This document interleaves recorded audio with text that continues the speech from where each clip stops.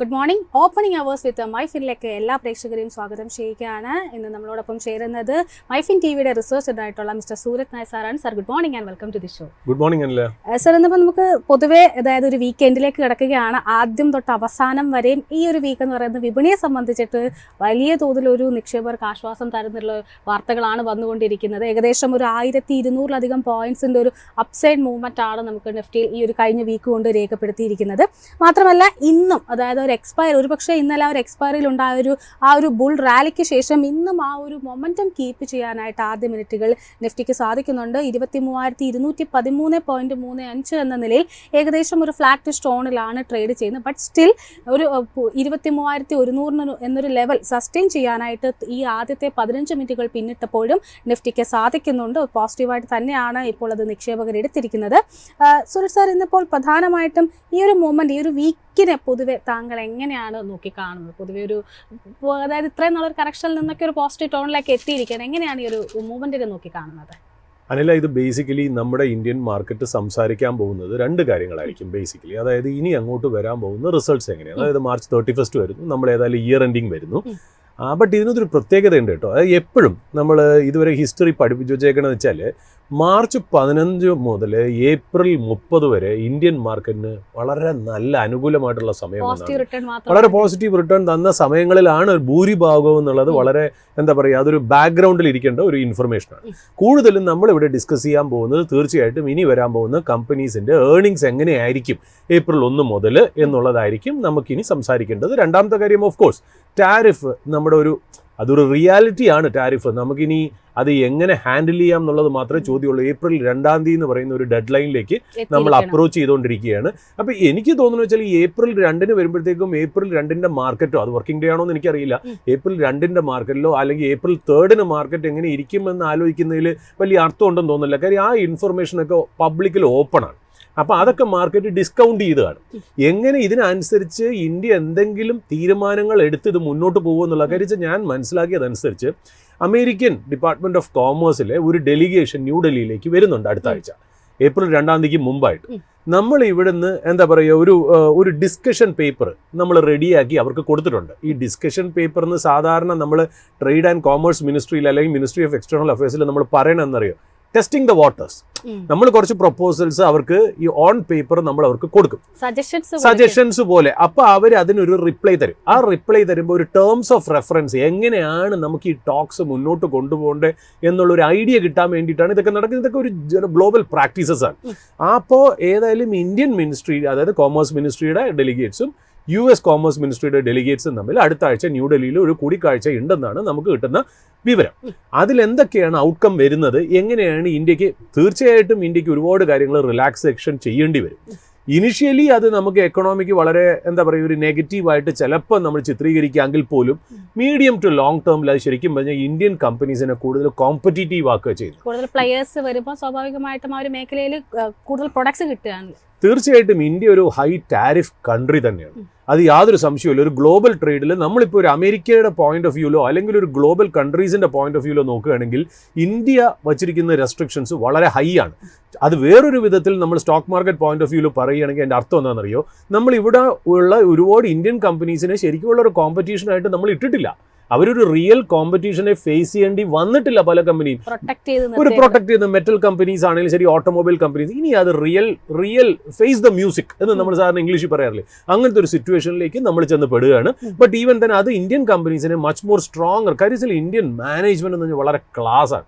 നമ്മൾ പറയില്ലേ, ഇന്ത്യയുടെ റോഡിൽ ഒരു കാർ ഓടിച്ച് ശീലിച്ചു കഴിഞ്ഞാൽ ലോകത്ത് ഏത് റോഡിലും നമ്മൾ ടാക്കിൾ ചെയ്യാൻ പറ്റുന്ന പറഞ്ഞാൽ ഇന്ത്യയിൽ ഇത്രയും റെട്ടപ്പിസം ഉള്ള ഒരു ബ്യൂറോക്രസിയിലും വളരെ എന്താ പറയുക ഓൺ ടൈം ഡിസിഷൻ എടുക്കാത്ത ജുഡീഷ്യൽ സിസ്റ്റംസ് ഒക്കെ ഉള്ള ഒരു കൺട്രിയിൽ ഇവർ ഇതേപോലെ ഓപ്പറേറ്റ് ചെയ്ത് ഇത്രയും വലുതായി എന്നുണ്ടെങ്കിൽ ഒരു ഗ്ലോബൽ അറീനയിൽ വന്നു കഴിഞ്ഞാൽ അതിനെ ചലഞ്ച് ചെയ്യാനായിട്ട് അല്ലെങ്കിൽ അത് പാർ നിൽക്കാനുള്ള കഴിവ് ഇന്ത്യൻ കോർപ്പറേറ്റിന് ഉണ്ട്, ഇന്ത്യൻ മാനേജ്മെൻറ്റുകൾക്കുണ്ട്.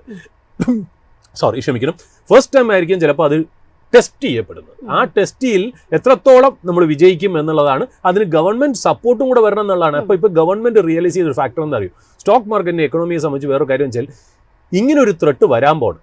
ഇന്ത്യൻ കമ്പനീസിന് ഒരുപാട് ത്രെട്ട് ഉണ്ട് ഇത് കാരണം. US എക്സ്പോർട്സ് വളരെ ബുദ്ധിമുട്ടാണ്. എന്നാൽ ക്ഷമിക്കണം, യൂറോപ്യൻ മാർക്കറ്റിലേക്കുള്ള ഒരു ഓപ്പർച്യൂണിറ്റി കൂടുന്നു.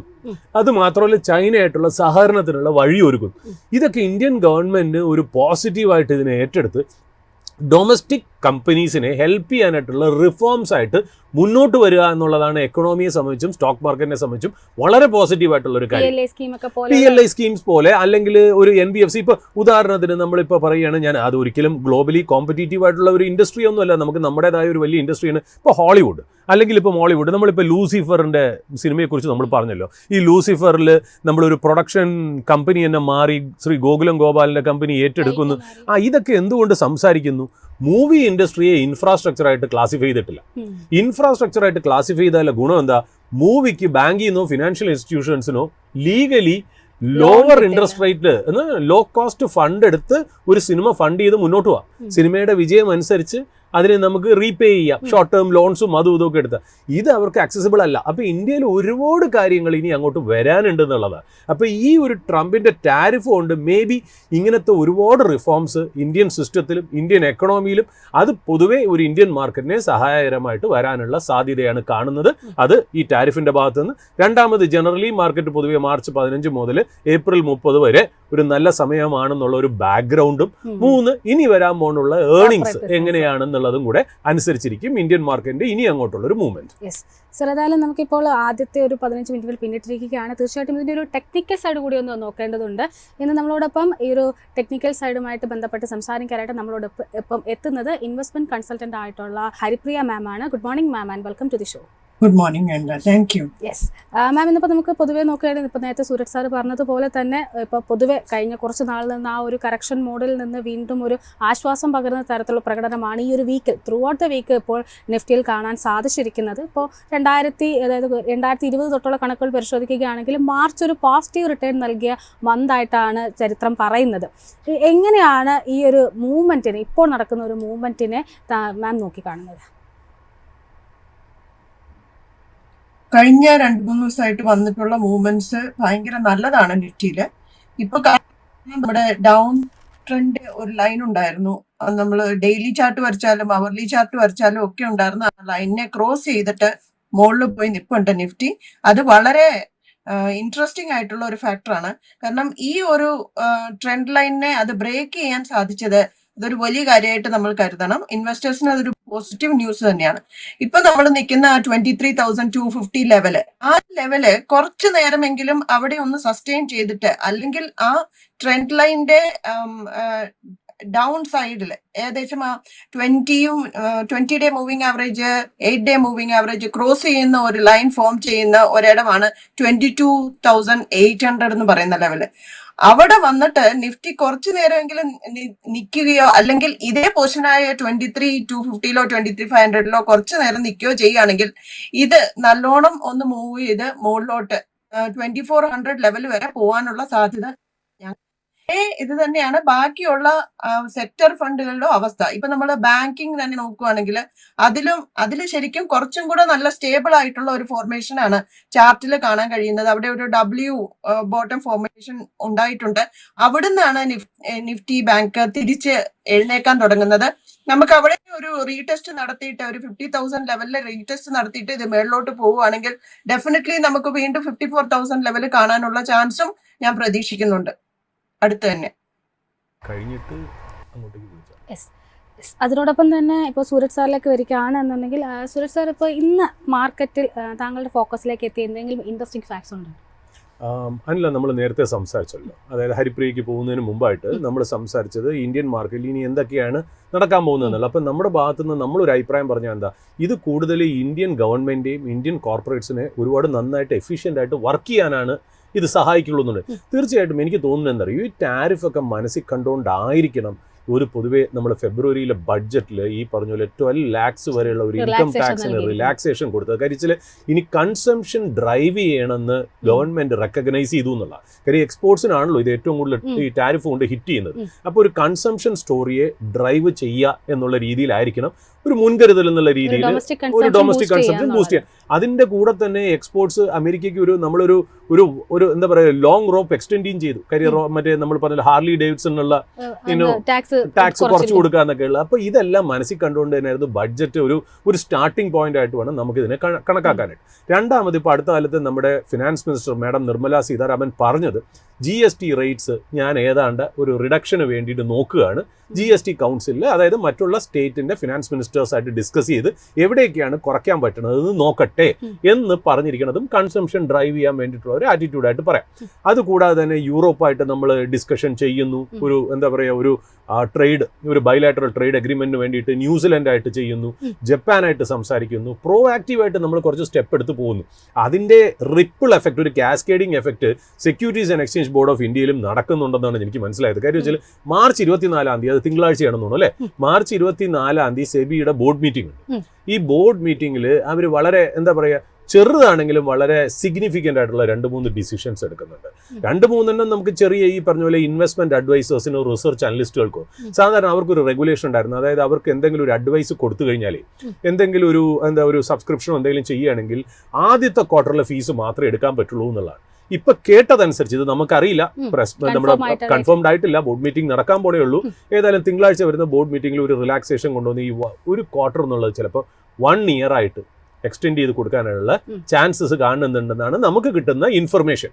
സെബിക്ക് ചുറ്റുപറ്റിയുള്ള ഒരു എന്താ പറയുക നമുക്കിപ്പോഴും അതിൻ്റെ ഒരു എംപിരിക്കൽ എവിഡൻസ് ഒന്നുമില്ല, ബട്ട് ഇങ്ങനെ കേൾക്കുന്നു, എക്സ്പെക്ട് ചെയ്യുന്നത് അങ്ങനെയാണ്. അത് കൂടാതെ തന്നെ ഈ ഓൾട്ടർനേറ്റീവ് ഇൻവെസ്റ്റ്മെന്റ് ഫണ്ട്സിലും സിപ്പിനും ഒക്കെ കുറച്ചുകൂടെ ഒരു കൺജീനിയൽ എൻവയറൺമെന്റ് ചെയ്യാൻ വേണ്ടിയിട്ടുള്ള പ്രൊപ്പോസൽസ് സെബി കൊണ്ടുവരാൻ സാധ്യതയുണ്ടെന്നാണ് കേൾക്കുന്നത്. ഇതിൽ ഇത്തിരി സിഗ്നിഫിക്കൻ്റ് ആയിട്ട് ഞാൻ പറഞ്ഞൊരു കാര്യം എന്ന് വെച്ചാൽ, നമ്മൾ ഈ FPIs ഉണ്ടല്ലോ, FPIs ആണല്ലോ ഇപ്പോൾ ലാസ്റ്റ് 6 മാസമായിട്ട് 2 trillion ഷെയർസ് വിറ്റത് ഇവിടെ. അപ്പം അവരെ ഒന്ന് തിരിച്ചു കൊണ്ടുവരാനും എൻകറേജ് ചെയ്യാൻ വേണ്ടിയിട്ടും ഒരു എന്താ പറയുക ഈ FPIs നമുക്ക് അവരുടെ അസറ്റ്സ് അണ്ടർ കസ്റ്റഡി, അതായത് FPI ഇന്ത്യയിൽ ഇൻവെസ്റ്റ് ചെയ്യുന്നതന്നെ അസറ്റ്സ് അണ്ടർ കസ്റ്റഡി, അവരുടെ കീഴിൽ എത്രത്തോളം, അവരുടെ കസ്റ്റഡിയിൽ എത്രത്തോളം അസറ്റ്സ് ഉണ്ടെന്നാണ്.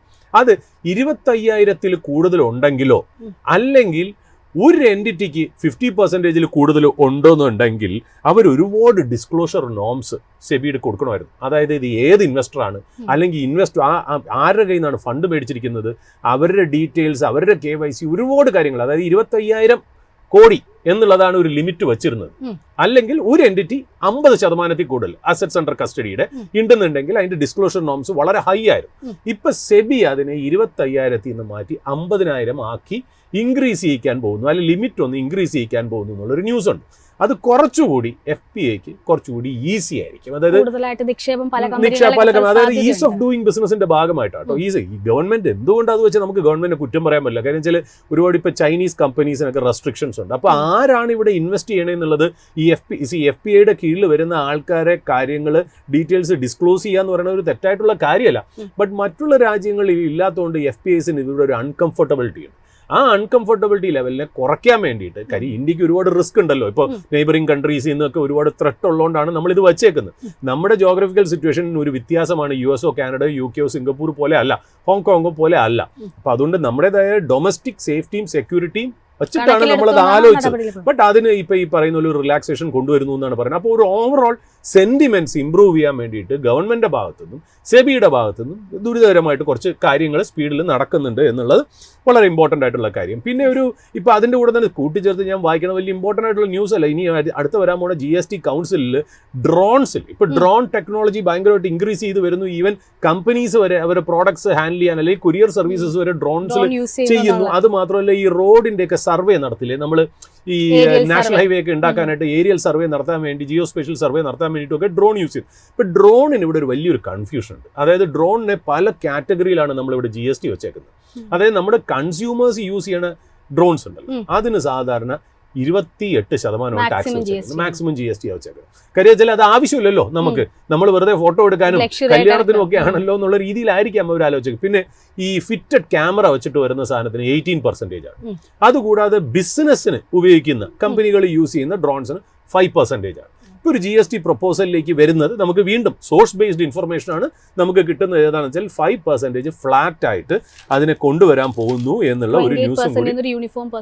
യൂണിഫോം പെർസെൻറ്റേജ് 28ഉം 18ഉം 5ഉം കൂടെ ചേർത്ത് 5ലേക്ക് കൊണ്ടുവരാൻ പോകണമെന്ന് കേട്ടിട്ടുണ്ട്. അപ്പോൾ അത് തീർച്ചയായിട്ടും ഈ ഡ്രോണിന് വേണ്ടിയിട്ട് ഒരുപാട് സ്റ്റാർട്ടപ്പ് ഫണ്ടിങ്ങിന്റെ കാര്യങ്ങളൊക്കെ ബഡ്ജറ്റിൽ ഫിനാൻസ് മിനിസ്റ്റർ പറഞ്ഞിരുന്നല്ലോ. അത് മാത്രമല്ല it's a work in progress. അതിങ്ങനെ ആ ഇൻഡസ്ട്രിയെ പൊക്കിക്കൊണ്ടുവരാന്നുള്ളത്. So drones are here to stay, right? അപ്പൊ മറ്റേ ഈ 5% ഡ്രോൺ കമ്പനീസ് യൂസ് ചെയ്യുന്നെന്ന് പറഞ്ഞല്ലോ, 5% ടാക്സ് ആണല്ലോ GSTക്ക് വരുന്നത്. അതെന്ന് വെച്ചാൽ അതിനെ എയർക്രാഫ്റ്റ് ആയിട്ടാണ് ക്ലാസിഫൈ ചെയ്തത് എന്നുള്ളത്. അപ്പൊ ഇത് പല ക്ലാസിഫിക്കേഷനും HSIN കോഡ് അങ്ങനെ കുറച്ച് കൺഫ്യൂഷൻസ് GSTയിലുണ്ട്.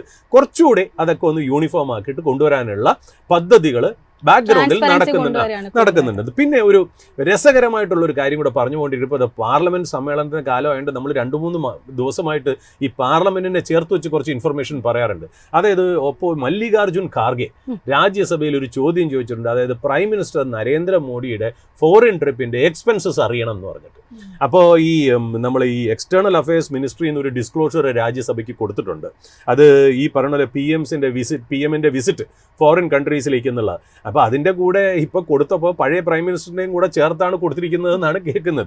ഇപ്പം US-ലേക്ക് 2023 ജൂൺ കാലഘട്ടത്തിൽ നമ്മുടെ പ്രൈം മിനിസ്റ്റർ നരേന്ദ്രമോദി ട്രാവൽ ചെയ്തപ്പോൾ ഏതാണ്ട് 22.89 crores ആയി എന്നാണ് പറയപ്പെടുന്നത്. 23 കോടിക്ക് അടുപ്പിച്ച് പൈസയാണ് ഏതായാലും ജൂൺ മാസം 2023 ചിലവാക്കിയത്. അതേപോലെ 2024 സെപ്റ്റംബറിലും അദ്ദേഹം പോയി. അന്ന് കുറച്ചുകൂടി കുറവാണ്, 15.3 crores ആണ് അന്ന് ചിലവായ എന്നുള്ളത്. ഇത് കൂടാതെ ജപ്പാനിൽ പോയതിൻ്റെ ഡീറ്റെയിൽസും വന്നിട്ടുണ്ട്. 2023 മെയിലാണ്. അത് ഏതാണ്ട് 17 കോടിയോളമാണ് ജപ്പാനിൽ പോയതിൻ്റെ ഒരു ചിലവ്. നേപ്പാളിൽ പോയത് അതെനിക്കൊന്ന് 2022 മെയിലാണെന്ന്. അത് ഏതാണ്ട് കുറവാണ്, 80 ലക്ഷം. കാര്യം നേപ്പാൾ അത്രയ്ക്ക് ട്രാവൽ ചെയ്യാൻ ഇല്ലാത്തതുകൊണ്ടായിരിക്കാം. അതിൻ്റെ കൂടെ അവർ പണ്ട് മൻമോഹൻ സിംഗ് പ്രൈം മിനിസ്റ്റർ ആയിരുന്നപ്പോൾ ഉള്ള ഡീറ്റെയിൽസും കൂടെ കൊടുത്തിട്ടുണ്ട്. മൻമോഹൻ സിംഗ് 2011 US-ലേക്ക് പോയപ്പം 11 കോടിക്ക് അധികം അടുപ്പിച്ച് 11 കോടിക്ക് അടുപ്പിച്ച് ചിലവായി എന്നുള്ളൊരു ഇൻഫർമേഷൻ ഡിസ്ക്ലോസ് ചെയ്തിട്ടുണ്ട്. റഷ്യയിലേക്ക് പോയപ്പോൾ ഏതാണ്ട് 2013 നിയർലി 10 crore. അത് കഴിഞ്ഞ് ഫ്രാൻസ് 2011 പോയപ്പോൾ 8.33 crores. ജർമ്മനി 2013 പോയപ്പോൾ 6 കോടി. ഇങ്ങനത്തെ ഒരു ഫിഗേഴ്സ് കൊടുത്തിട്ടുണ്ട്.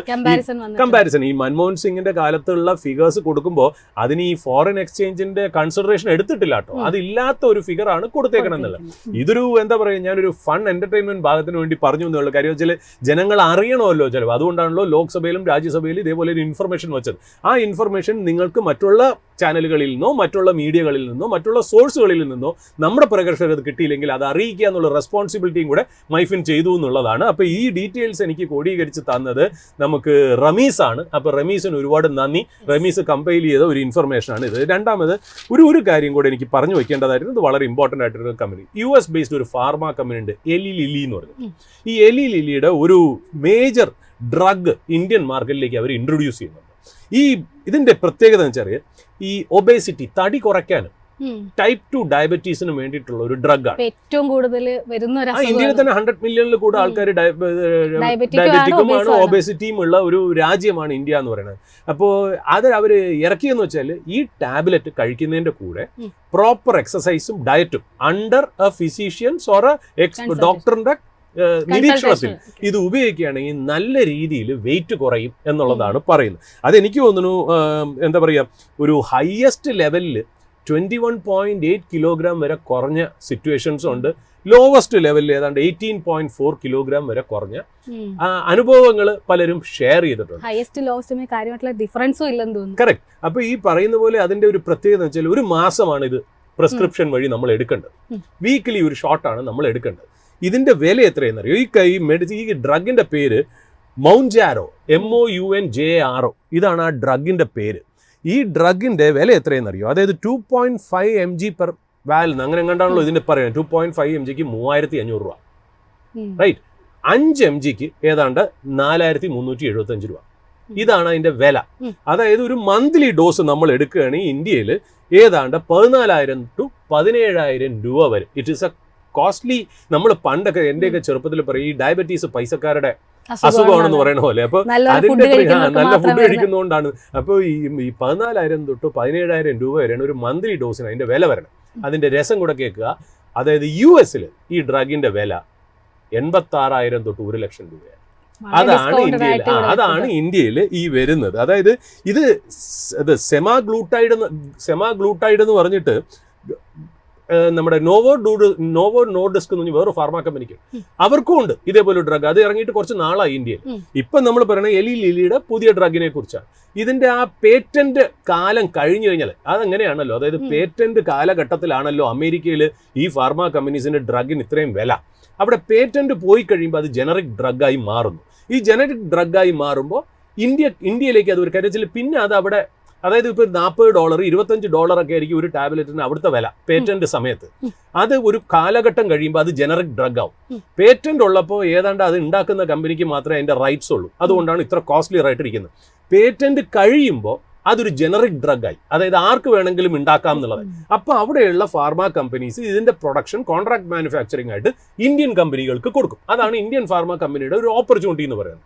അപ്പോൾ ഇത് ഏതാണ്ട് 30 സെൻസിനും 40 സെൻസിനും, കാര്യം ഇന്ത്യ എന്ന് പറഞ്ഞാൽ ഒരു എന്താ പറയുക, ഒരു ചീപ്പ് ലേബർ ഉള്ള നല്ല high quality manufacturing pharma manufacturing ഒരു കൺട്രി, വലിയൊരു മാർക്കറ്റ്. ഇപ്പോൾ ഇവിടെ മാനുഫാക്ചർ ചെയ്ത് കൊണ്ടുപോകുമ്പോൾ അതൊരു കോസ്റ്റ് എഫിഷ്യൻ്റ് ആയിട്ട് അവിടെ മാറുന്നു. 35 to 40 സെൻസ്, $20-25 കിടന്ന ഈ ഡ്രഗുകൾ ഇത്ര വില കുറഞ്ഞു വരുന്നു എന്നുള്ളതാണ്. അപ്പോൾ ഈ പറഞ്ഞ പോലെ മൗൺജാരോ എന്ന് പറയുന്ന ഡ്രഗിന് തന്നെ ഏതാണ്ട് ഇനി ഈ പറഞ്ഞ പോലെ അതിന്റെ ജനറിക് വേർഷൻ വരാൻ നേരത്ത് ഈ മാൻകൈൻഡ് ഫാർമ, ആൽക്കെം ലാബ്, അല്ല ഇതിന്റെ അല്ല ശരിക്കും പറഞ്ഞ കേട്ടോ, ഞാൻ പറഞ്ഞത് ഈ എൽഇലിയുടെ അല്ല, എൽഇലിയുടെ പേറ്റന്റ് കഴിയാറായിട്ടില്ല. ഞാൻ പറഞ്ഞ നോവോ നോർഡിസ്കിന് വേറെ ഒരു ഓൾട്ടർനേറ്റീവ് എന്ന് പറഞ്ഞില്ലേ, അതിന്റെ പേറ്റന്റ് അടുത്ത കൊല്ലം കഴിയാണ്. അത് കഴിയുമ്പോഴത്തേക്കും ഇന്ത്യൻ കോൺട്രാക്ട് മാനുഫാക്ചർ റെഡി ആയിട്ട് നിൽക്കുകയാണ്. ഒരുപാട് പേര് അവരുടെ ഇൻട്രസ്റ്റ് എക്സ്പ്രസ് ചെയ്തിട്ടുണ്ട്. Mankind pharma, Alkem laboratories, doctor Reddy's ഒക്കെ ഇത് ഉണ്ടാക്കാനായിട്ട് തയ്യാറായിട്ട് നിലനിൽപ്പുണ്ട് എന്നുള്ളത്. അപ്പോൾ ഇതാണ് അതിന്റെ ഒരു ഷോർട്ട് ടേം ആയിട്ട്. പിന്നെ എനിക്ക് തോന്നുന്നു എനിക്ക് തോന്നുന്നു 10 മണിയുടെ അവർലി അപ്ഡേറ്റ് ചെയ്യാം. പക്ഷേ അതിന് മുമ്പേ എനിക്ക് തോന്നുന്നു നമുക്കൊരു 5 മിനിറ്റും കൂടി ചെറിയൊരു 2-3 കാര്യങ്ങൾ പറയുന്നത്. ഈ ഗ്ലോബൽ ഡെറ്റ്, ഈ OECD കൺട്രീസിന്റെ ഒരു റിപ്പോർട്ട് പുറത്തു വന്നിട്ടുണ്ട്. അതായത് ഗ്ലോബൽ ഡെറ്റ്, അതായത് കോർപ്പറേറ്റുകളുടെയും ഗവൺമെന്റുകളുടെയും ഡെറ്റിന്റെ വാല്യൂ ഇപ്പൊ എത്രയായി എന്ന് വെച്ചാൽ it is A staggering $100 trillion. $100 trillion മാറി എന്നുള്ളത്. ഏതാണ്ട് എനിക്ക് തോന്നുന്നു 2010 ഇത് 51 trillion ആയിരുന്നു. ആ 51 trillion നിന്ന് 100 trillion ആയിട്ട് മാറാന്ന് പറഞ്ഞാൽ ഒന്ന് ആലോചിച്ച് നോക്കുക എത്രത്തോളം ഗ്ലോബൽ ഡെപ്റ്റ് കൂടി എന്നുള്ളത്. ഈ ഗ്ലോബൽ ഡെപ്റ്റ് കൂടുമ്പോൾ ഒരു പ്രശ്നം എന്താ, നമുക്ക് എല്ലായിടത്തും ഇൻട്രസ്റ്റ് റേറ്റ് കൂടുതലുമാണ്, ഡോളറും വളരെ ഹൈ ആണ്. അപ്പോൾ ഓരോ ചെറിയ കൺട്രിക്ക് കിട്ടുന്ന ഇമ്പാക്ട് നമ്മൾ വിചാരിക്കും പോലെ ചെറുതൊന്നുമല്ല, അത് വളരെ ഹൈ ആണെന്നുള്ളത്. ഏറ്റവും രസം എന്ന് പറയുന്നത് 40% ഈ $100 trillion US ഡെറ്റില് 40% 2027 ആകുമ്പോൾ റീഫിനാൻസിങ്ങിന് കാത്തു കിടക്കാം. ഇതൊക്കെ ഹൈ ഇൻട്രസ്റ്റ് റേറ്റിലാണ് അതിന്റെ ഡയബിലിറ്റി കൂടുകയാണെന്നുള്ളത്. അതിന്റെ കൂടെ ഗവൺമെന്റ്സും പോപ്പുലിസം ആയിട്ടുള്ള ഫ്രീബീസും ഒക്കെ കൂടെ കൊടുത്തു വരുമ്പോഴേ ഒരു നേഷന്റെ സോവറിൻ ബാലൻസ് ഷീറ്റിൽ വരുന്ന സ്ട്രെയിൻ എന്താണെന്ന് നമുക്കൊന്ന് ആലോചിച്ചാൽ മനസ്സിലാവും എന്നുള്ളതാണ് അതിനകത്ത് വളരെ ഇമ്പോർട്ടന്റ് ആയിട്ടുള്ള ഒരു കാര്യം. ഇനി ഏതായാലും എനിക്ക് തോന്നുന്നു ലൈവ് അപ്ഡേറ്റിൽ പോകാൻ തോന്നുന്നില്ല. നമ്മുടെ ഡെസ്ക് റെഡിയാണോ? അതിന് മുമ്പായിട്ട് നമുക്കിപ്പം സർ ഫാർമയെ കുറിച്ച് സംസാരിച്ചിട്ടുണ്ടായിരുന്നു. തീർച്ചയായിട്ടും അതിന്റെ ഒരു ടെക്നിക്കൽ കൂടി നമുക്ക് വളരെ പെട്ടെന്ന് നോക്കേണ്ടതുണ്ട്. ഹരിപ്രിയ മാം, ഫാർമ സെക്ടർ ഇപ്പൊ നമ്മൾ നോക്കുകയാണെങ്കിൽ പോയിട്ടുണ്ട് എന്നുള്ളത് വളരെ വിശ്വസനീയമായ ഒരു ബ്രേക്ക്ഔട്ടാണ് അവിടെ കൊടുത്തിരിക്കുന്നത്. അവിടെ ഒരു ചെറിയ ഗ്യാപ്പ് ഫോം ചെയ്തിട്ടുണ്ടോ എന്ന് മാത്രമേ എനിക്ക് ഡൗട്ട് ഉള്ളൂ. എന്നാലും നമ്മൾ MACD നോക്കുകയാണെങ്കിലും RSI നോക്കുകയാണെങ്കിലും ഫാർമയുടെ സെക്ടർ ആക്ച്വലി നിൽക്കുന്നത് ഒരു നല്ല ലെവലിലാണ്. ഇൻവെസ്റ്റ്മെന്റ്സ് നന്നായിട്ട് ഫോം ചെയ്യാൻ പറ്റുന്ന ഒരു ലെവൽ തന്നെയാണ്. കാരണം most of the pharma companies ഇപ്പൊ നമ്മൾ നോക്കുവാണെങ്കിൽ ഡിവിസ് ലാബ് തുടങ്ങിയുള്ള കമ്പനീസ് എല്ലാം നോക്കുവാണെങ്കിലും കുറച്ച് നല്ല കൺസോൾട്ടേഷനിൽ പോയിട്ടുണ്ടായിരുന്നു. അതെല്ലാം ഇപ്പൊ തന്നെ മുകളിലോട്ട് പോകാനുള്ള ചാൻസ് ഈ ഫാർമ സെക്ടറിന്റെ ചാർട്ട് കാണിക്കുന്നുണ്ട്. ഇപ്പം സൂരജ് സാർ പറഞ്ഞ പോലെ നമ്മൾ ആൽക്കമിന്റെ ചാർട്ടോ PLന്റെ ചാർട്ടോ ഫൈസറിന്റെ ചാർട്ടോ അങ്ങനെ പല ടൈപ്പ് നമ്മൾ ചാർട്ട് എടുത്ത് നോക്കുവാണെങ്കിലും എല്ലാം തന്നെ താഴത്തെ ലെവലിൽ നിൽക്കുകയാണ്. പക്ഷെ അത് എല്ലാം തന്നെ ആ ബ്രേക്ക്ഔട്ട് ലെവൽ കട്ട് ചെയ്യാൻ വേണ്ടിയിട്ടുള്ള റെഡിനെസ്സിലാണ് നിൽക്കുന്നത്. ഇതുവരെ വലിയൊരു ഇൻവെസ്റ്റ്മെന്റ് നമുക്ക് അവിടെ കാണാൻ പറ്റിയിട്ടില്ല. പക്ഷെ ഓഫ് കോഴ്സ് ഈ പുതിയ ഫണ്ടമെന്റൽ ചേഞ്ചസ് വരുന്നതോട് കൂടിയിട്ട് നമുക്കൊരു വലിയ ചേഞ്ച് ഇവിടെ എക്സ്പെക്ട് ചെയ്യാൻ പറ്റുന്നതാണ്. എസ്പെഷ്യലി ഞാൻ ഡോക്ടർ റെഡ്ഡീസിന്റെ കാര്യം നോക്കുമായിരുന്നു. അപ്പൊ ആ നേരത്തെ കാണാൻ പറ്റുന്നത് ഒരു ഡബിൾ ബോട്ടം അവിടെ ഫോം ചെയ്തിട്ടാണ് അവിടുന്ന് മേളിലോട്ട് പോകാൻ തുടങ്ങുന്നത്. സോ ഫാർമയ്ക്ക് ഡെഫിനറ്റ്ലി ഒരു നല്ല മൂവ്മെന്റ്സ് ഇപ്പൊ തന്നെ നമുക്ക് ഇന്നറിയാം. ഓൾമോസ്റ്റ് 1% മുകളിൽ ഫാർമ മൂവ് ചെയ്തിട്ടുണ്ട്. ആ ഒരു മൂവ്മെന്റ് വെച്ച് നോക്കുകയാണെങ്കിൽ തന്നെ നല്ല ഒരു ടേക്ക് ഓഫ് ഇവിടുന്ന് വരാനുള്ള ചാൻസ് ഉണ്ട്. ഇപ്പം ഫാർമയുടെ ചാർട്ട് നിൽക്കുന്നത് 21,000 സംതിങ്ങിലാണ്. ആ ഇൻഡെക്സ് നിൽക്കുന്നത് 21,500 ലെവലിന് മുകളിലാണ്. ഇപ്പോഴും നമ്മൾ 200-ഡേ മൂവിംഗ് ആവറേജിന് താഴെയാണ് എന്നുള്ളതാണ് വളരെ നിരാശകരമായ കാര്യം. അതിന് മുകളിലോട്ട് പോവുകയാണെങ്കിൽ നമുക്ക് നല്ലൊരു മൂവ്മെന്റ് എക്സ്പെക്ട് ചെയ്യാം. 23,500-ഓ 2400-ഓ വരേക്കും ഫാർമ പോകാനുള്ള ചാൻസ് കാണാൻ പറ്റുന്നുണ്ട് ടെക്നിക്കൽ ചാർട്ട് നോക്കുമ്പോൾ. ഓൾസോ ഒരു കാര്യം കൂടെ പറയാനുള്ളത് ഇതിന്റെ PE ആണ്. ഇപ്പൊ നിഫ്റ്റി ഫാർമയുടെ PE നോക്കുവാണെങ്കിൽ അത് ഓൾമോസ്റ്റ് കൺസോളിഡേറ്റ് ചെയ്ത് നിൽക്കുകയാണ്. ഓൺ ആൻ ആവറേജ് PE എന്ന് പറയുന്നത് മീഡിയൻ PE ഫോർ 5 ഇയേഴ്സ് നമ്മൾ ഫാർമയ്ക്ക് വേണ്ടി നോക്കുകയാണെങ്കിൽ 33.5 ആണ്. ഇപ്പോൾ അതിന് തൊട്ട് താഴെ 33.5 നിൽക്കുകയാണ്. സോ അതും നമുക്കൊരു ഉന്മേഷം തരുന്ന കാര്യം തന്നെയാണ് ഇൻവെസ്റ്റർ എന്നുള്ള നിലയിൽ ഫാർമയ്ക്ക് വേണ്ടിയിട്ട്. അതിനോടൊപ്പം തന്നെ ഇന്നിപ്പോൾ നേരത്തെ നമ്മൾ ഡ്രോൺ കമ്പനികളെ സംബന്ധിച്ച് പരിശോധിച്ചിട്ടുണ്ടായിരുന്നു. പല ഡ്രോൺ ഉൽപ്പാദിപ്പിക്കുന്ന കമ്പനികളുടെയും ഓഹരികളിൽ നിന്ന് ശക്തമായിട്ടൊരു മൂവ്മെൻറ്റ് കാണാൻ സാധിക്കുന്നുണ്ട്. പാരസ് ഡിഫൻസ്, ഐഡിയ ഫോർജ് തുടങ്ങിയവയാണ്. അതിൻ്റെ ഒരു ടെക്നിക്കൽ സൈഡിലേക്ക് ഹരിപ്രിയ മാമിലേക്ക് കടക്കേണ്ടതുണ്ട്. നമ്മൾ സംസാരിച്ചു കൊണ്ടിരുന്ന ഡ്രോൺ കമ്പനീസുമായി ബന്ധപ്പെട്ടിട്ട് ഉള്ളൊരു അപ്ഡേഷൻ ആയിരുന്നു. GST കൗൺസിൽ 5% യൂണിഫോം ഒരു GST ലെവലിലേക്ക് എത്തിക്കുന്നതടക്കമുള്ള അപ്ഡേറ്റ്സ് എത്തിയിരുന്നു. ഏതായാലും ആ ഒരു ന്യൂസിനോട് വളരെ പോസിറ്റീവ് ആണ് ഇന്നിപ്പോൾ ഡ്രോൺ സ്റ്റോക്സ് റിയാക്ട് ചെയ്തിരിക്കുന്നതെന്ന് പറയാം. പാരസ് ഡിഫൻസ് ആൻഡ് സ്പേസ് ടെക്നോളജിയുടെ ഓഹരികൾ 1.5% മുകളിലുള്ളൊരു നേട്ടം നൽകിയപ്പോൾ അതിന് ഐഡിയ ഫോർജിൻ്റെ ഓഹരികളിലും വളരെ ശക്തമായിട്ടൊരു ബൈയിങ് തന്നെയാണ്. ഏകദേശം ഒരു 3% ഒരു അപ്സൈഡ് മൂവ്മെൻറ്റ് കാണുന്നുണ്ട്. ദ്രോണാചാര്യ ഏരിയൽ ഇന്നോവേഷൻസിലേക്ക് വരികയാണെങ്കിലും ഏകദേശം 5% മുന്നേറ്റമാണ് കാണുന്നത്. ഏതായാലും ഹരിപ്രിയ മാം, ഈ ഓഹരികളിലൊക്കെയുള്ള ഒരു ടെക്നിക്കൽ സ്റ്റാൻഡ് എന്താണ്? പാരസ് ഡിഫൻസ് നമുക്ക് ഫസ്റ്റ് എടുക്കാം, കാരണം അത് കുറച്ചും കൂടെ പോപ്പുലർ ആയിട്ടുള്ള ഒരു സ്റ്റോക്ക് ആണ് എന്ന് എനിക്ക് തോന്നുന്നു. ഐഡിയ ഫോർജും പാരസ് ഡിഫൻസും ദ്രോണാചാര്യയിലേക്ക് നമുക്ക് അവസാനം വരാം. അതിന് കാരണമുണ്ട്. ഇപ്പൊ പാരസ് ഡിഫൻസ് നമ്മൾ എടുത്തു നോക്കുവാണെങ്കിൽ അതിന്റെ ഓൾ ടൈം ഹൈന്ന്, അല്ലെങ്കിൽ 52 വീക്ക് ഹൈ ആണ് അതിന്റെ ഓൾ ടൈം ഹൈ എന്ന് നമുക്ക് പറയാൻ പറ്റുന്നത്. അവിടുന്ന് അത് തിരിച്ച് 36% ഡൗൺ ആയിട്ട് നിൽക്കുകയാണ് ഇപ്പോഴും. പക്ഷെ ഈ 2 ദിവസത്തെ വന്നിട്ടുള്ള ഈ മൂവ്മെന്റ്സ് നല്ല വോളിയത്തോടു കൂടിയാണ് വന്നിരിക്കുന്നത്. നല്ല ഹൈ വോളിയം, നമുക്ക് എക്സ്പെക്ട് ചെയ്യാൻ പറ്റുന്നതിലും അപ്പുറത്തെ ഒരു ഹൈ വോളിയത്തോട്, ഗ്രീൻ വോളിയം നമുക്ക് പ്രതികരിക്കുന്നുണ്ട് ഇൻവെസ്റ്റേഴ്സ്. അതിൽ നമുക്ക് പ്രതീക്ഷിക്കാൻ പറ്റുന്നത് ഇപ്പം അത് മേക്ക് ചെയ്തിരുന്ന 818 എന്നുള്ള ഒരു ലെവലിലാണ് അത് വന്ന് കൺസോളിഡേറ്റ് ചെയ്ത് കുറച്ചു നേരം ആ 818ഉം 928 ആ ലെവലിൽ കൺസോളിഡേറ്റ് ചെയ്ത് ഇപ്പം അത് 950 ബ്രേക്ക് ചെയ്ത് മേളിലോട്ട് പോയേക്കുന്നത്. ആ പോയേക്കുന്നതിൽ വന്നിരിക്കുന്ന ആ ചാർട്ടിന്റെ പാറ്റേൺ നോക്കിയാൽ നമുക്ക് മനസ്സിലാവും എത്രത്തോളം ഇൻവെസ്റ്റേഴ്സ് ഇതിൽ പ്രതിപത്തി കാണിച്ചിട്ടുണ്ടെന്ന്. അതും MACD ബ്രേക്ക് ചെയ്തിട്ടാണ് മേളിലോട്ട് പോയേക്കുന്നത്. നല്ലൊരു ലെവൽ RSI ഉണ്ട്, 60 അബവ് RSI ലെവലും കാണിക്കുന്നുണ്ട്.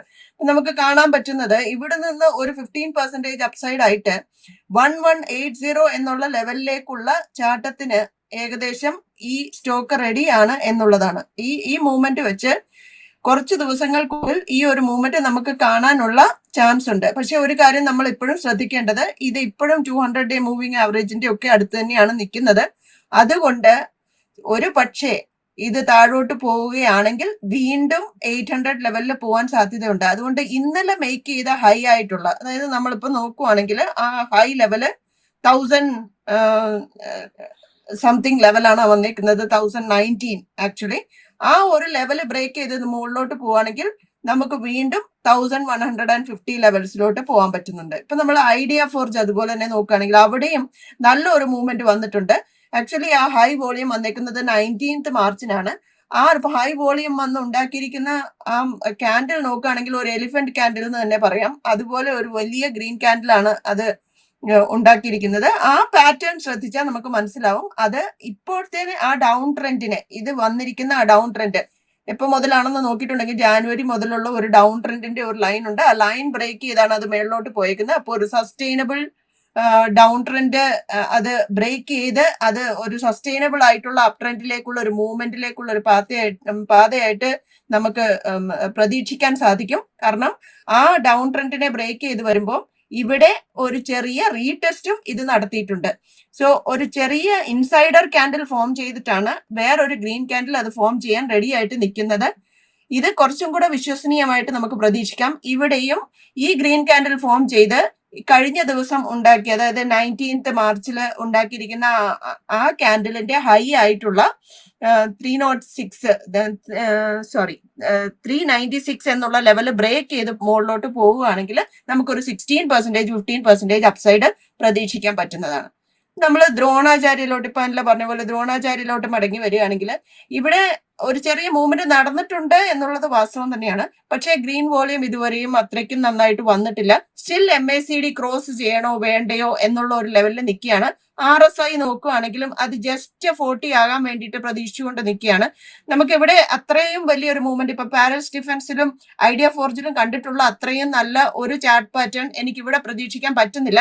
കാരണം ഡൗൺ ട്രെൻഡ് ഇപ്പോഴും ബ്രേക്ക് ചെയ്ത് ഉറപ്പായി ബ്രേക്ക് ചെയ്തു എന്ന് പറയാൻ സാധിക്കുന്നില്ല. പക്ഷെ ഒരു പെന്നി സ്റ്റോക്ക് ആയിട്ട് നമ്മൾ കൺസിഡർ ചെയ്യുകയാണ് എന്നുണ്ടെങ്കിൽ നമുക്കൊരു ചെറിയ പെർസെൻറ്റേജ് ഇൻക്രീസ് ഇതിൽ പ്രതീക്ഷിക്കാം. പക്ഷെ ഒരു ലോങ് ടേം ഇൻവെസ്റ്റ്മെന്റിന് ദ്രോണാചാര്യ ഞാൻ ഇപ്പോൾ റെക്കമെൻഡ് ചെയ്യുന്നില്ല. യെസ്, ഏതായാലും ഇന്നിപ്പോൾ സൂരജ് സാറിലെ ഗ്രൂൽ സാർ ഇന്നിപ്പോൾ പ്രധാനമായിട്ട് ഒരുപക്ഷെ എല്ലാ പത്രങ്ങളിലും ഹെഡ്ലൈനായിട്ട് മാറുന്നൊരു ഓഹരി എന്ന് പറയുന്നത് മണപ്പുറം ഫിനാൻസ് ആയിരുന്നു. മണപ്പുറം ഫിനാൻസിലേക്ക് വരികയാണെന്നുണ്ടെങ്കിൽ ബെയിൻ ക്യാപിറ്റൽ മണപ്പുറം ഫിനാൻസിലേക്ക് എത്തുന്നു. ഏകദേശം 18% ഓഹരികൾ ഏറ്റെടുത്തുകൊണ്ടാണ് ബെയിൻ ക്യാപിറ്റൽ മണപ്പുറം ഫിനാൻസിലേക്ക് എത്തുന്നത്. തീർച്ചയായിട്ടും ഇപ്പോൾ ഗോൾഡിൻ്റെയൊക്കെ വില അത്രയധികം ഉയരത്തിലാണ്. അതിൻ്റെ ഒരു ബെനിഫിഷ്യറി, ഏറ്റവും വലിയ ബെനിഫിഷ്യറി ആകുന്ന കമ്പനികൾ കൂടിയാണ് മണപ്പുറം മുത്തൂറ്റ് പോലെയുള്ള കമ്പനികൾ. ഈ ഒരു ബെയിൻ ക്യാപിറ്റലിൻ്റെ ഈ ഒരു വരവിനെ എങ്ങനെ നമുക്ക് വിലയിരുത്താൻ സാധിക്കും? ഒരു നിക്ഷേപകർ എന്നതിൽ എങ്ങനെ വിലയിരുത്താൻ സാധിക്കും?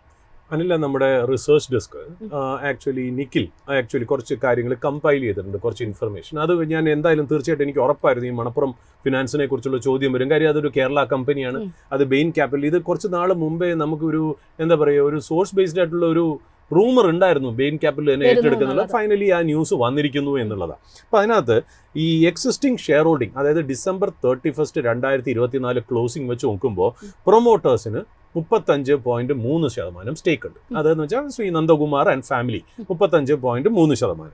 FPIസിന് 28.5% സ്റ്റേക്കാണ് മണപ്പുറത്തുള്ളത്. റീറ്റെയിൽസ് ആൻഡ് HNIs, അത് മെയിൻലി സാധാരണ ജനങ്ങളും അതിൽ പൈസ കൂടിയ ഹൈ നെറ്റ് വർത്ത് ഇൻഡിവിജ്വൽസിനും വരുന്നത് ഏതാണ്ട് 22.9%.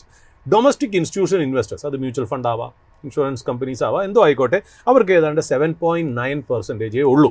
പിന്നെ അത് കഴിഞ്ഞ് കോർപ്പറേറ്റ്, മറ്റുള്ള കോർപ്പറേറ്റ്സിനും ഇതിന് ഹോൾഡ് ചെയ്യാമല്ലോ, ഏതാണ്ട് 4.2%. സാധാരണ റീറ്റെയിൽ ഇൻവെസ്റ്റേഴ്സ് അതേഴ്സ് റീറ്റെയിൽ ഇൻവെസ്റ്റേഴ്സിന് ഞാൻ പറഞ്ഞല്ലോ HNIയും റീറ്റെയിലും കൂടെ 22.9 ആണ്. ഒരു അതർ കാറ്റഗറീസിൽ ഏതായാലും 1.2% കൂടെ വരും. ഇതാണ് അതിൻ്റെ ഹോൾഡിംഗ് വരുന്നത്. ഇവിടെ ബെയിൻ ക്യാപിറ്റൽ 18% ഷെയർ എടുക്കുക. 18% ഷെയർ എനിക്ക് തോന്നുന്നു ഇപ്പോഴത്തെ മാർക്കറ്റിനേക്കാളും പ്രീമിയത്തിലാണ് എടുക്കുന്നതെന്ന് തോന്നുന്നു. 30% പ്രീമിയം, ഏതാണ്ട് 236 രൂപ പെർ ഷെയറിനാണ് എടുക്കുന്നത്. അപ്പോൾ അത് ഏതാണ്ട് 4385 കോടിയാണ് 4835 കോടി 835 കോടിക്കാണ് തോന്നുന്നു എന്നിട്ട് 18% സ്റ്റേക്ക് എടുക്കുന്നത് അല്ലേ. ഇത് പ്രിഫറൻഷ്യൽ അലോട്ട്മെന്റും വാറന്റും കൂടെ ചേർന്നാണ് കൊടുക്കുന്നത്. പ്രിഫറൻഷ്യൽ അലോട്ട്മെന്റും വാറന്റും. അപ്പോൾ ഇതിൽ എന്ത് പറ്റുമെന്ന് വെച്ചാൽ ഈ നമ്മുടെ ഈ ഓപ്പൺ ഓഫർ ട്രിഗർ ചെയ്യും. ആ ഓപ്പൺ ഓഫർ ട്രിഗർ ചെയ്തിട്ട് 26% കൂടെ എടുക്കണം. അതെന്താ അറിയോ, ഈ ഓപ്പൺ ഓഫർ എന്ന് പറഞ്ഞാൽ നമ്മളിപ്പോൾ 18% ആണല്ലോ ബെയിൻ ക്യാപിറ്റൽ എടുക്കുന്നത്. ബെയിൻ ക്യാപിറ്റൽ എടുക്കുമ്പോൾ ഈ കമ്പനിയുടെ മാനേജ്മെന്റിൽ, അതായത് മാനേജ്മെന്റിൽ ഒരു വളരെ സിഗ്നിഫിക്കൻ്റ് ആയിട്ടുള്ള ചേഞ്ച് വരുന്നു. അതായത് ഡിസിഷൻ മേക്കിംഗ് പ്രോസസ്സിൽ ഇത്രയും നാൾ ഇപ്പം അത് പറയപ്പെടുന്നത് എങ്ങനെയാണ്, ഇപ്പോൾ ഉള്ള ഷെയർ ഹോൾഡേഴ്സ് ആ കമ്പനിയിൽ ഇൻവെസ്റ്റ് ചെയ്തിരിക്കുന്നത് ശ്രീ നന്ദകുമാർ ആൻഡ് ഫാമിലിയുടെ ഒരു വിഷനെ ബേസ് ചെയ്തിട്ടാണ് കമ്പനി മുന്നോട്ട് പോകുന്നത്. അവിടെ നിന്നൊരു ചേഞ്ച് ഓഫ് മാനേജ്മെന്റ് വരുന്നത് ഒരു സിഗ്നിഫിക്കൻറ്റ് ചേഞ്ചാണ്.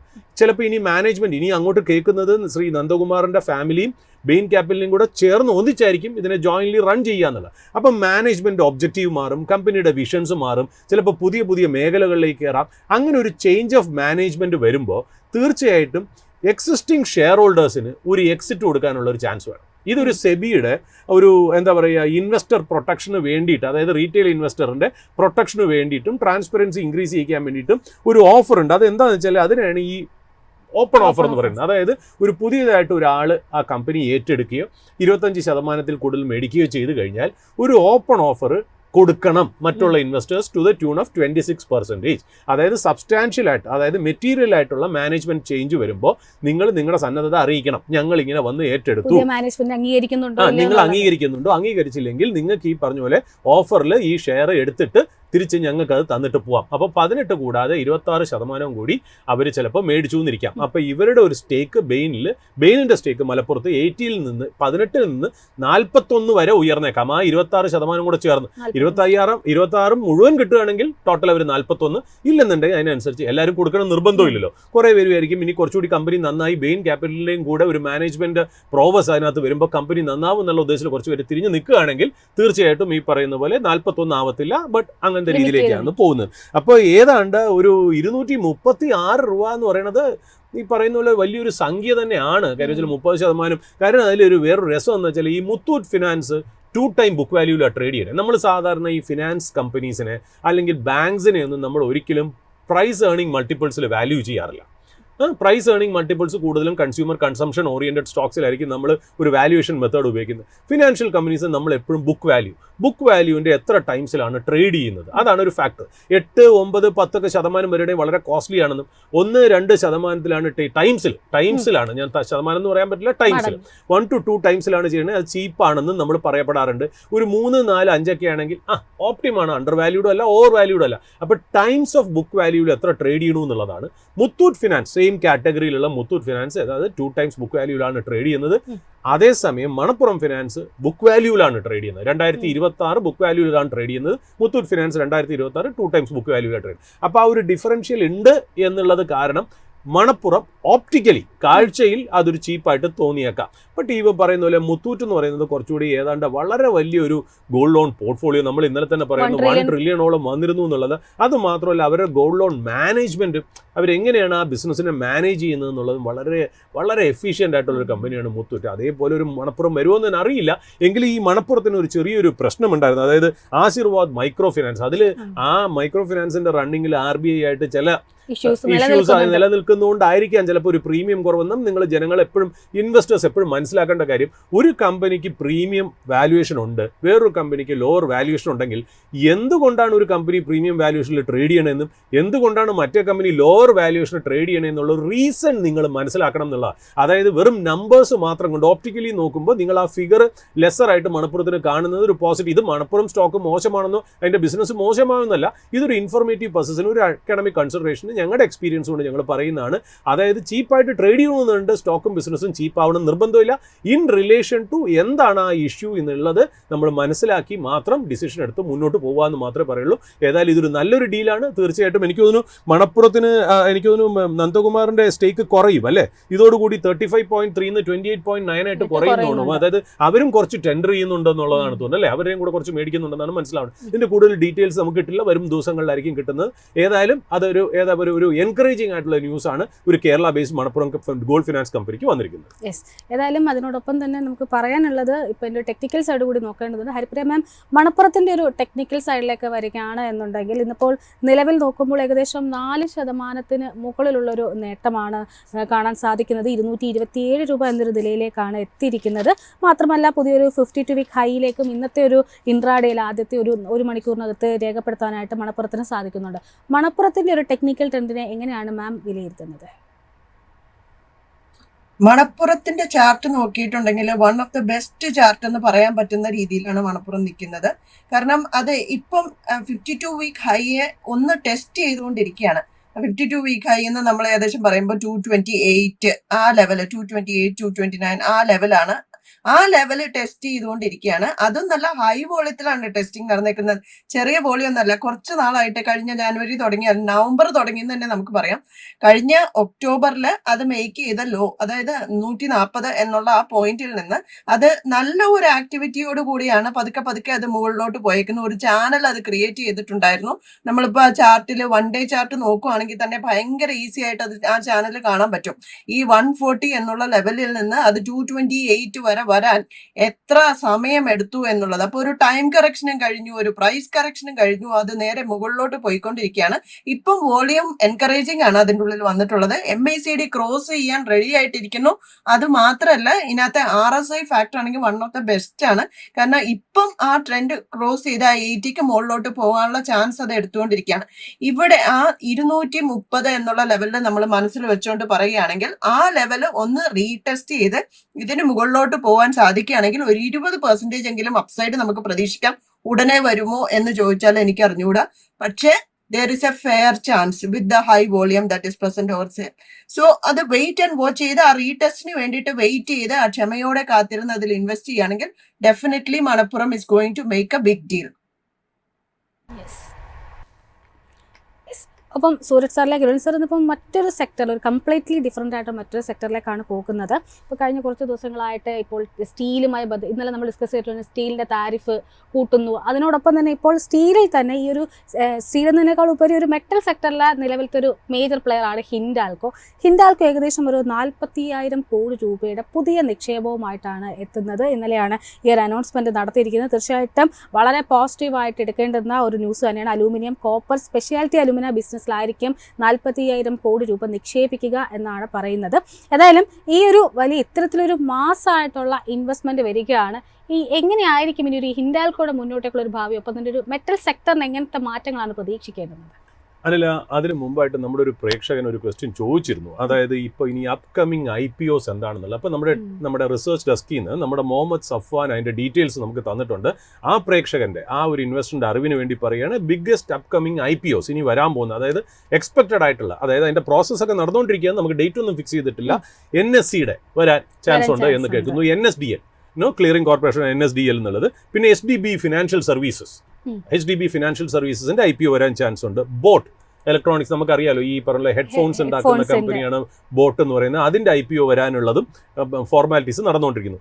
LG ഇലക്ട്രോണിക്സ്, സാംസങ് പോലെ തന്നെ, ഇതിപ്പോൾ സാംസങ്ങിന് എൻട്രി വരുമോ നമുക്കറിയില്ല. LG ഇലക്ട്രോണിക്സും ക്യൂവിലുണ്ട് എന്നുള്ളതാണ്. പിന്നെ ഈ പറയുന്ന പോലെ റിലയൻസ് ജിയോ മച്ച് ആന്റിസിപ്പേറ്റഡ് ആണ്. അതൊരു ഇമ്പാക്ട് ഉണ്ടാക്കാൻ പോകുന്ന ഒരു IPO തന്നെ ആയിരിക്കും എന്നുള്ള.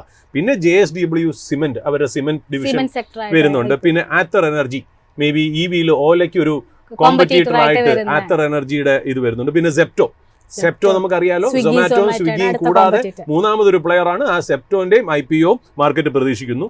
പിന്നെ ഫോൺ പേ, പിന്നെ ടാറ്റ ക്യാപിറ്റൽ, പിന്നെ ഫ്ലിപ്കാർട്ടും കൂടെ വരുന്നു എന്നുള്ളതാണ് നമുക്ക് സഫ്വാന്റെ ഒരു അപ്ഡേറ്റ് വന്നത്. ആ പ്രേക്ഷകന്റെ അറിവിലേക്ക് വേണ്ടി നമ്മൾ പറഞ്ഞു എന്നുള്ളൂ. അനിലെ ചോദിച്ചത് ഹിൻഡാൽക്കോ അല്ലേ?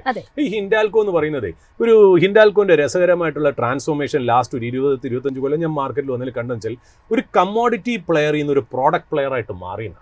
അതായത് നമ്മളിപ്പോൾ ഹിൻഡാൽക്കോന്റെ പ്രത്യേകത പറഞ്ഞാൽ, ഓഫ് കോഴ്സ് ഹിൻഡാൽക്കോന്റെ മെയിൻ ലെവൽ ഓഫ് ബിസിനസ് പറഞ്ഞാൽ അലൂമിനിയം, കോപ്പർ, സ്പെഷ്യാലിറ്റി അലൂമിന, ഇതൊക്കെയാണ് അവർ ചെയ്യുന്നത്. അത് അവർ നോവേലീസ് എന്ന് പറഞ്ഞ ഒരു കമ്പനിയും കൂടെ ഉണ്ട് കേട്ടോ. നോവേലീസ് എന്ന് പറഞ്ഞാൽ അവർ മേടിച്ചിട്ടുണ്ട്, US ബേസ്ഡ് കമ്പനി മേടിച്ചിട്ടുണ്ട്. ഈ നോവേലീസും കൂടെ ചേർന്നിട്ട് അവർ one of the largest aluminium റീസൈക്ലറാണ്. അതായത് ഈ ക്യാൻസ് ഒക്കെ ഉണ്ടല്ലോ, ഈ അലൂമിനിയം ക്യാൻസ് ഒക്കെ റീസൈക്കിൾ ചെയ്യുന്നതിൻ്റെ ലാർജസ്റ്റ് ഒരു കമ്പനിയാണ്. പിന്നെ one of the world's largest producer of aluminium കൂടെയാണ് കേട്ടോ ഹിൻഡാൽക്കോയും നോവേലീസും കൂടെ ചേർന്ന്. അതുപോലെ ഈ കോപ്പർ റോഡ്സ് ഉണ്ടാക്കുന്ന ചൈന കഴിഞ്ഞ് കഴിഞ്ഞാൽ ഹിൻഡാൽക്കോ, ചൈനീസ് കമ്പനി കഴിഞ്ഞ് കഴിഞ്ഞാൽ ഹിൻഡാൽക്കോ ആണ് അതിൻ്റെ മേജർ പ്ലെയർ എന്ന് പറയുന്നത്. ഏതാണ്ട് 52 പ്ലാന്റ് ഉണ്ട് 10 രാജ്യങ്ങളിലാണ്. ഇതൊരു വലിയ കമ്പനിയാണ് ഹിൻഡാൽക്കോൻ്റെ ട്രാൻസ്ഫോർമേഷൻ. എന്തുകൊണ്ട് ഇതൊരു കൊമോഡിറ്റി മെറ്റൽ കമ്പനിയിൽ നിന്ന് മാറി പ്രോഡക്റ്റ് കമ്പനി ആയി എന്ന് വെച്ചാൽ, നമ്മളിപ്പോൾ വേറെ ഒന്നും നോക്കണ്ട. നമ്മളിപ്പോൾ നെടുമ്പാശ്ശേരി എയർപോർട്ടിൽ നിന്ന് നമ്മൾ ഒരു ഫ്ലൈറ്റ് എടുത്ത് ബോംബെയിലേക്ക്, ഇപ്പോൾ ഏത് ഡെസ്റ്റിനേഷന് പോകാനായിട്ടും നമ്മുടെ ഫ്ലൈറ്റ് കയറാൻ നേരത്ത് നമ്മൾ നോക്കിയ കേരളത്തിലെ സകല വീടുകളുടെ മുകളിലും നീല നിറത്തിലോ പച്ച നിറത്തിലോ അല്ലെങ്കിൽ മെറൂൺ കളറിലോ നിങ്ങൾക്ക് റൂഫിംഗ് ഷീറ്റ്സ് കാണാം. ഈ റൂഫിംഗ് ഷീറ്റ്സ് ഒരു റെവല്യൂഷനാണ് ശരിക്കും പറഞ്ഞാൽ ഉണ്ടാക്കി. പണ്ട് നമ്മൾ ഇതിനെക്കുറിച്ച് പറഞ്ഞിട്ടുണ്ടായിരുന്നു. പണ്ട് നമ്മൾ വീടിന്റെ മുകളിൽ നോക്കുകയാണെങ്കിൽ സിൻഡെക്സ് ടാങ്ക് കാണുന്നത്. അങ്ങനെയായിരുന്നു സിൻഡെക്സ് ബ്രാൻഡിനെ കുറിച്ച് നമ്മൾ പറഞ്ഞത്. ഇപ്പൊ ഹിൻഡാൽക്കോന്റെ പുറകെ ഇപ്പൊ JSW സ്റ്റീലും ഒക്കെ അത് ഇറക്കി തുടങ്ങിയെന്നുള്ള. പക്ഷേ ഹിൻഡാൽക്കോ ആയിരുന്നു അതിന്റെ പൈനിയർ. ഇപ്പോഴും അതിന്റെ പൈനിയറായിട്ട് നിലനിൽക്കുന്നത് ഹിൻഡാൽക്കോ. ആ ഹിൻഡാൽക്കോന്റെ ആ ഒരു ബിസിനസ് മോഡൽ എന്ന് പറഞ്ഞാൽ they are a converter of commodity into product. അപ്പൊ അതുകൊണ്ട് ഇതിനെ ഒരു എന്താ പറയുക, ഒരു ഇൻഡിജീനിയസ് മെറ്റൽ കമ്പനിയായിട്ടോ കമോഡിറ്റി കമ്പനിയായിട്ടോ സൈക്ലിക്കൽ കമ്പനിയായിട്ടോ നമുക്ക് ഇതിനെ കാണുന്ന കുറച്ചുകൂടി കോമൺ മാൻ, ഒരു പ്രോഡക്റ്റ് ബേസ്ഡ് ആയിട്ട്. അതായത് അവരുടെ റോ മെറ്റീരിയൽ ഈ പറയുന്ന പോലെ ഈ അലൂമിനിയം കോപ്പറൊക്കെയാണ്. അത് വെച്ചിട്ട് ഒരു പ്രോഡക്റ്റ് കമ്പനിയായിട്ട് മാറുന്നു എന്നുള്ള. ഈ അലൂമിനിയം തന്നെ അവർ റീസൈക്ലിംഗിൽ നിന്നാണ് കൊണ്ടുവരുന്നത്. ഓക്കെ, അപ്പൊ എന്താണ് ആ കമ്പനിയുടെ ആ ഒരു എഫിഷ്യൻസി എന്നൊന്ന് ആലോചിച്ച് നോക്കും.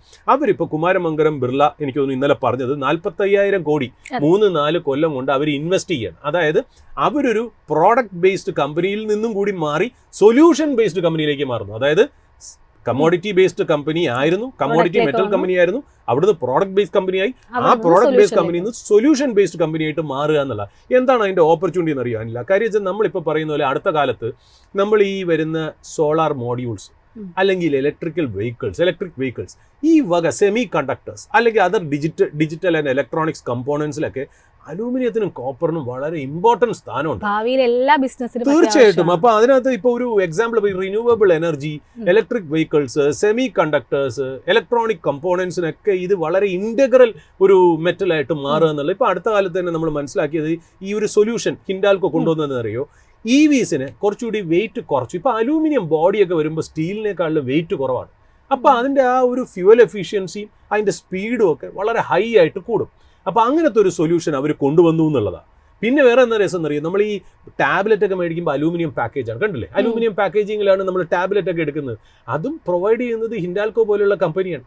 അപ്പോൾ അതിലേക്ക് കൊടുക്കാനായിട്ട് എത്രയോ, അതായത് റീസൈക്കിൾ 80% ബെവറേജ് ക്യാൻ റീസൈക്കിൾ ചെയ്തിട്ടാണ് ഈ പറഞ്ഞ പോലെ ഫാർമ പാക്കേജിങ്ങിനൊക്കെ ഈ അലൂമിനിയം ഫോയിൽസ് കൊണ്ടുവരുന്നത് എന്നുള്ളത് വളരെ ഇമ്പോർട്ടൻ്റ് ആയിട്ടുള്ളൊരു കാര്യമാണ്. അതുമാത്രമല്ല സോളാർ പാനലിലേക്ക്, പിന്നെ ഈ 2 വീലറിലും EVയിലും ഒക്കെ നമ്മുടെ ബാറ്ററി വെക്കാനായിട്ടുള്ള ആ ഒരു ഇതുണ്ടല്ലോ, ഒരു എൻക്ലോഷർ, ആ എൻക്ലോഷറൊക്കെ അലൂമിനിയത്തിലേക്ക് കൊണ്ടുവന്ന് വെയിറ്റ് കുറച്ച്, അതായത് ഒരു സൊല്യൂഷനാണ് അവർ പ്രൊവൈഡ് ചെയ്യുന്നത്. അതായത് ഒരു ഓട്ടോമൊബൈൽ കമ്പനി എന്താണോ പ്രോബ്ലം ഫേസ് ചെയ്യുന്നത്, ആ പ്രോബ്ലമിനെ അഡ്രസ്സ് ചെയ്യാനുള്ള സൊല്യൂഷനാണ് അവർ കൊണ്ടുവരുന്നത്.